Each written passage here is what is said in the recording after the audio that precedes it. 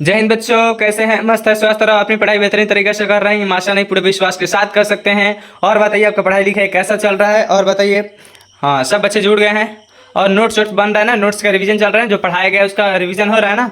चलिए, जितने बच्चे जुड़े अपना अपना नाम लिख देंगे कमेंट में, ताकि हम इसको पता चल सके कि कौन कौन बच्चे मेरे क्लास में जुड़ चुके हैं। आज पाटलिपुत्र वैभव जो आप लोग का संस्कृत का दूसरा चैप्टर है पाटलिपुत्र वैभव, आज को पूरा खत्म कर देंगे ना? ठीक है, तो 30 से 31 क्वेश्चन है। इतना अगर आप क्वेश्चन कर लेते हैं तो इससे बाहर क्वेश्चन नहीं आएगा एग्जाम में, क्योंकि एक पार्ट से कितना ही बन सकता है, आप अंदाजा लगा लीजिए। 30 31 बनेगा तो आप लोग में कितना सारा पार्ट है, ठीक है ना? तो एक एक चैप्टर से अगर 30 31 क्वेश्चन भी हम लोग करते चलते हैं, और हर चैप्टर का हम लोग कर भी रहे हैं और करते भी जा रहे हैं। उधर रामबाड़ भी आप लोग का महामैराथन चल रहा है, उधर भी क्लास करते रहिए, ये भी चैप्टर वाइज करते रहेंगे।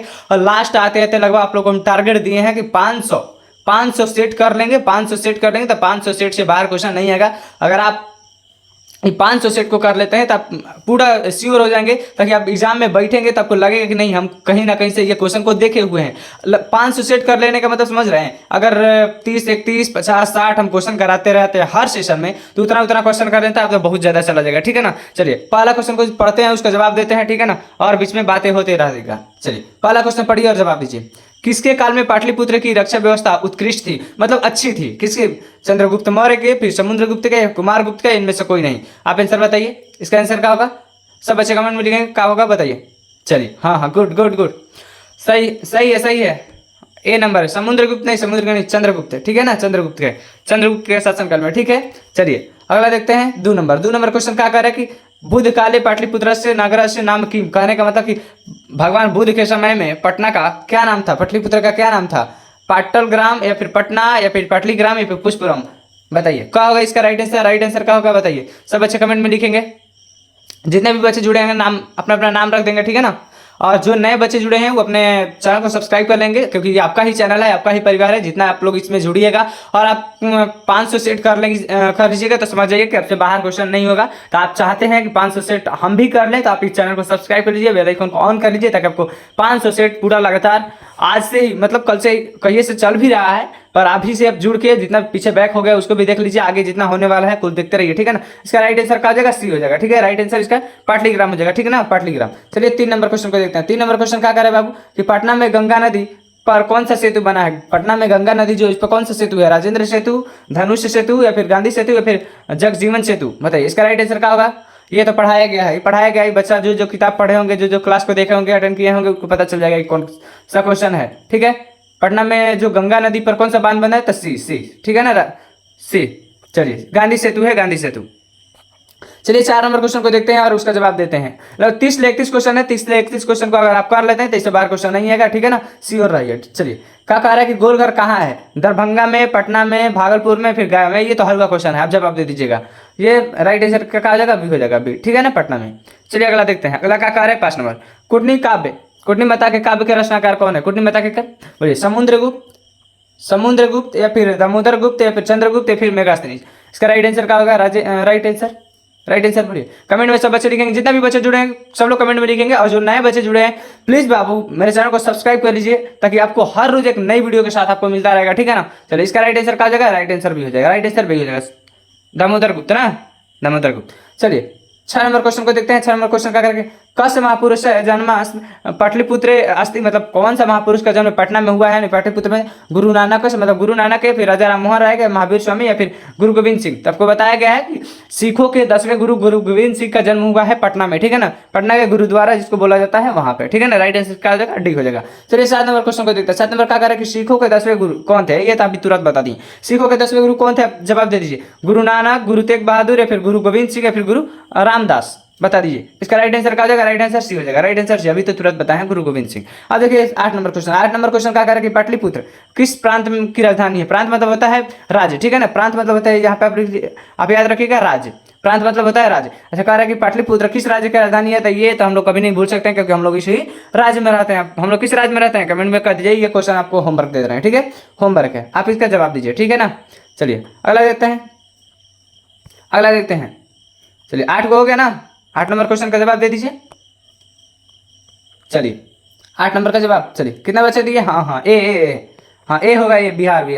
बिहार को कोई भूल सकता है? आइए ना हमारा बिहार में, गाना है ना, कोई नहीं बिहार को बोल सकता है। चलिए अगला देखते हैं 9 नंबर क्वेश्चन। 9 नंबर क्वेश्चन क्या है, दामोदर गुप्त किस काव्य के रचनाकार है? दामोदर गुप्त काव्य मीमांसा, मुद्राक्षास या फिर मिक्षकटिक या फिर कुटनिमताक। दामोदर गुप्त का चीज क्या है? इसका राइट आंसर क्या हो जाएगा? राइट आंसर हो जाएगा ना काव्य मीमांसा की, काव्य मीमांसा याद रखना है, काव्य मीमांसा, ठीक है। चलिए 10 नंबर क्वेश्चन तो कोई देखते हैं 10 नंबर क्वेश्चन क्या कह रहा है। चलिए जितना भी बच्चे जुड़े हैं अपने अपने ग्रुप में शेयर कर देंगे, जितना ग्रुप है जितना दोस्त जुड़े हैं, ताकि उन लोगों को भी कुछ फायदा हो सके, ठीक है ना। आप देख लीजिए ये क्वेश्चन इंपॉर्टेंट है, कितना बार पूछा हुआ, 18 के दूसरे 18 के सी 22 के ए, जितना भी है बहुत बार क्वेश्चन पूछा गया है, बहुत सारा, जितना भी कुल इंपॉर्टेंट क्वेश्चन है। चलिए काव्य मीमांसा के कविता कवि कौन है? अभी तो जस्ट ऊपर वाला बताया है। काव्य मीमांसा के राजशेखर या फिर दामोदर गुप्त, चंद्रगुप्त, मेघासनी, बताइए कौन होगा? कौन होगा बच्चे? सब बच्चे जवाब देंगे, ठीक है ना सब बच्चे। चलिए राजशेखर, दामोदर गुप्त, चंद्रगुप्त या फिर मेघासनी। इसका राइट आंसर ये हो जाएगा, राइट आंसर है राजशेखर, ठीक है ना, राजशेखर। चलिए 11 नंबर क्वेश्चन को देखते हैं। 11 नंबर क्वेश्चन क्या करें, राजा अशोक से समय कस नगरे वैभव की दृष्टि अस्ति। कह रहा है कि राजा अशोक के समय में नगर की वैभव कैसी दिखती थी? विपरीत मतलब अथु हुआ या फिर असमृद्ध में, समृद्ध में या कोई नहीं, बताइए समृद्ध था या असमृद्ध, यही दो में होगा, समृद्ध या असमृद्ध। इसका राइट आंसर क्या हो जाएगा? सी हो जाएगा, राइट आंसर सी, क्योंकि समृद्ध था जब भगवान कह रहे हैं अशोक, राजा अशोक के समय का जो पटना का था व्यवस्था बहुत ही अच्छा था, बहुत ही सुलभ समृद्ध था, ठीक है ना। मेघासनी पटना किसके समय में आता है? ये बहुत अच्छा क्वेश्चन है। मेघासनी पटना किसके समय में आता? अशोक के समय में, मुगल वंश के काल में, या फिर चंद्रगुप्त मौर्य के समय में, अंग्रेज के समय में। इसका राइट आंसर क्या हो जाएगा? राइट आंसर सब बच्चे कमेंट में लिखेंगे, और जो बच्चे नए जुड़े हैं अपने नाम भी लिख देंगे कमेंट में, ताकि हम अगला क्लास में नाम लेंगे कि ये बच्चे मेरे क्लास में नए जुड़े हुए हैं, ठीक है ना। सब बच्चे अपने अपना नाम भी लिख देंगे। चलिए इसका राइट आंसर क्या हो जाएगा? सी, चंद्रगुप्त मौर्य के समय में, ठीक है ना, चंद्रगुप्त मौर्य के समय में। अब देखें 13 नंबर क्वेश्चन क्या है, पाटलिपुत्र पटना। पाटलिपुत्र पटना के नाम से कब से प्रसिद्ध हुआ? पाटलिपुत्र, पहले इसका नाम पाटलिपुत्र था। जब आप कभी पटना स्टेशन पर गए होंगे तो आपको वहाँ पे बोलता भी होगा पाटलिपुत्र। जब महात्मा गांधी आए थे तो उस समय पटना का नाम पाटलिपुत्र था। तो इसका कब नाम बदला? मुगल वंश काल में, फिर गुप्त वंश काल में, फिर मध्यकाल में, फिर अंग्रेज के शासन काल में। इसका राइट आंसर सी हो जाएगा, राइट आंसर सी, ठीक है ना, मध्यकाल में। चलिए 14 नंबर क्वेश्चन का जवाब देते हैं। 14 नंबर क्वेश्चन क्या करके, पाटलिपुत्रों की पुतलिका रचना के आधार पर पटना का कौन सा नाम पड़ा था? पुष्पपुर या फिर कुसुमपुर या फिर पाटलिपुत्र या फिर पटना। इसका राइट आंसर सी हो जाएगा पाटलिपुत्र, पाटलिपुत्र, ठीक है ना, पाटलिपुत्र होगा। चलिए अगला क्वेश्चन देखते हैं। अगला क्वेश्चन क्या कर रहे हैं? 15 नंबर क्वेश्चन क्या कर रहे हैं? जवाब दीजिए। पटना का इतिहास कितना पुराना है? 2500 वर्ष, 2000 वर्ष, 1500 वर्ष या फिर 1000 वर्ष, सॉरी 100 वर्ष, बताइए। इसका जवाब दीजिए, सब बच्चे जवाब देंगे। क्या होगा? ए होगा, right answer A, right answer A होगा, ठीक है ना, 2500 वर्ष, ठीक है। देखिए 16 नंबर क्वेश्चन देखते हैं। 16 नंबर क्वेश्चन क्या कर रहा है? 16 नंबर क्वेश्चन का पढ़िए और जवाब दीजिए। यूनान का राजदूत कौन था? यूनान का राजदूत फायान, ह्यूनसन या फिर मेगास्थनीज या सिंह। फायान, ह्यूनसन या फिर मेगास्थनीज या फिर इत सिंह। इसका राइट आंसर क्या हो जाएगा? राइट आंसर सी हो जाएगा, राइट आंसर सी होगा, मेगास्थनीज, ठीक है ना। हाँ ये क्वेश्चन 17 नंबर क्वेश्चन आ जाता है, इंपॉर्टेंट है कि कौमुदी महोत्सव किस ऋतु में मनाया जाता है? बसंत ऋतु में, वर्षा ऋतु में, ग्रीष्म ऋतु या फिर शरद ऋतु में। कौमुदी महोत्सव किस ऋतु में मनाया जाता है? बसंत ऋतु में, वर्षा ऋतु में, ग्रीष्म ऋतु या फिर शरद ऋतु। राइट आंसर इसका क्या हो जाएगा? राइट आंसर डी हो जाएगा, राइट आंसर डी, शरद ऋतु में, ठीक है ना। 18 नंबर क्वेश्चन देखते हैं। 18 नंबर क्वेश्चन क्या करा के, पटना नगर की पालिका देवी कौन है? पटना नगर की पालिका देवी मतलब पालन करने वाली कौन सी देवी है? शीतल देवी, काली देवी, पटन देवी, फिर गौरी देवी। इसका राइट आंसर क्या हो जाएगा? सी हो जाएगा, right answer C, Patan Devi, ठीक है ना। चलिए अगला देखते हैं। अगला क्वेश्चन हाली बच्चे कमेंट में लिखेंगे, ठीक है, बड़ा स्लो हो गए हैं आप लोग, थोड़ा कस हाली लिखिए, हाली, ठीक है। चलिए और देखते हैं नेक्स्ट नंबर क्वेश्चन को आप पढ़ कर जवाब दीजिए कि बिहार से कश्मीर नगर गोलगिरिया अस्थित, मतलब बिहार के किस नगर में गोलगिरी स्थित है? पाटलिपुत्र नगर में या फिर पहरपुरम गांव में या फिर सासाराम में या फिर बक्सर में? ये सासाराम तो मेरे शहर का नाम है, हम सासाराम से ही है ना, सासाराम के एरिया से हैं, ठीक है। ये हम सासाराम से हैं, ये मेरे ही के नाम लिखा है, बहुत अच्छा। राइट आंसर ही नहीं होगा, राइट आंसर ये होगा ना, राइट आंसर ये होगा पाटलिपुत्र। अपना शहर का नाम थोड़ा ना ले लेंगे सही करने के लिए, ठीक है। चलिए अगला देखते हैं क्या करें। 20 नंबर क्वेश्चन, लगभग 30-31 क्वेश्चन है ना, सब बच्चे लास्ट तक बने रहेंगे, ठीक है ना। गुरु गोविंद सिंह का जन्म स्थान कहाँ है? गुरु गोविंद सिंह का जन्म स्थान बता दीजिए, कहाँ है? पाटलिपुत्र में, कलिंगम में या फिर उत्कल प्रांत में, इनमें से कोई नहीं। इसका राइट आंसर क्या हो जाएगा? ए होगा, पाटलिपुत्र में ना। गुरु गोविंद सिंह कौन है? सिखों के 10वें गुरु हैं, ठीक है ना, सिखों के 10वें अर्थात अंतिम गुरु, ठीक है ना। चलिए इसका जवाब देखते हैं। 21 नंबर परिभूत पुरंदम स्थान की संज्ञा किसे? परिभूत पुरंदम की स्थान की संज्ञा किसको दी गई है? पटना नगर को, फिर गुप्त वंश को, फिर बुद्ध को, या फिर मुद्राक्षस को? किसको दिया गया है? तो इसका राइट आंसर क्या होगा? ए, पटना को। पटना को पाटलिपुत्रा को कहा गया है ना। चलिए 22 नंबर क्वेश्चन देखते हैं। 22 नंबर क्वेश्चन क्या कर 22 नंबर क्वेश्चन, सरस्वती का कुलगृह कौन सा महानगर है? सरस्वती का कुलगृह कौन सा महानगर? भागलपुर, फिर नालंदा, पाटलिपुत्र, फिर दरभंगा। इसका राइट आंसर क्या जाएगा बाबू? राइट आंसर, हाँ सब बच्चे कमेंट में लिखेंगे सी सी सी सी सी। बहुत अच्छा बहुत अच्छा, पाटलिपुत्र, ठीक है ना। जो बच्चे नए जुड़े हैं प्लीज मेरे चैनल को सब्सक्राइब कर दीजिए और वीडियो को लाइक करके, और कम से कम जितना आपके पास ग्रुप होगा उसमें शेयर कर दीजिए, ठीक है ना। और आपके लिए हम मेहनत करते हैं, आप भी थोड़ा सी मेरे लिए हेल्प करिए। आपका सब्सक्राइब करने और वीडियो को लाइक करने से आपका कुछ नहीं जाता, पर हमें मोटिवेट मिलता है और हमें और काम करने के लिए थोड़ा सी उत्साह जगता है अंदर की, ताकि हम लोग भी जैसे कर सकते हैं, ठीक है ना। और आपको चलिए और सारे क्वेश्चन देखते हैं, बहुत सारे क्वेश्चन अभी बाकी है, बात बाद में होगा, ठीक है। पटना में हमेशा युद्ध, आग और बाढ़ का भय रहेगा, किसने कहा था? भगवान बुद्ध, भगवान महावीर, फिर चंद्रगुप्त मौर्य, फिर मेगास्थनी।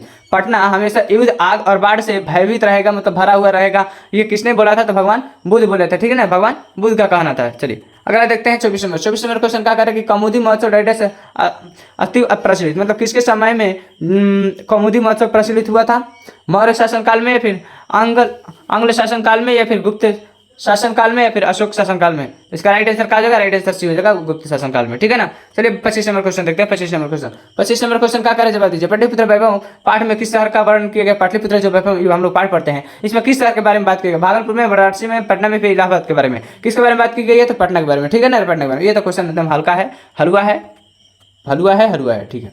चलिए देखते हैं 26 नंबर क्वेश्चन क्या करके, काला चक्र के कारण कितने वर्ष तक मध्यकाल में पटना की स्थिति जर्जर रही है? मतलब कितने वर्षों तक पटना की स्थिति जर्जर रही है? बीच में कितने वर्षों तक?